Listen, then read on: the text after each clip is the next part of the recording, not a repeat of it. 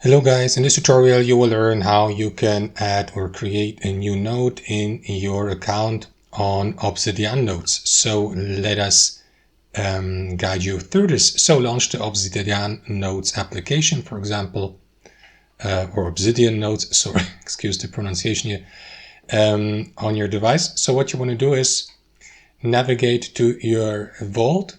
Here you can navigate between these, for example.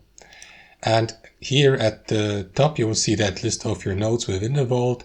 You can create a new one by clicking into this button, then double click into it and start filling it with written content here to the left. So for example, that would be the title or heading, sorry, here. And then you may skip to the next line and enter text and so on and so forth. And you can navigate between your notes here on the left hand side, between these tabs here, and you will see also the graph view of these notes within your vault here, connected or not, positioned here, and so that you may, for example, connect them and use that note here to write down your thoughts. And that's how it works, guys. Thanks for watching, and I'll see you next time.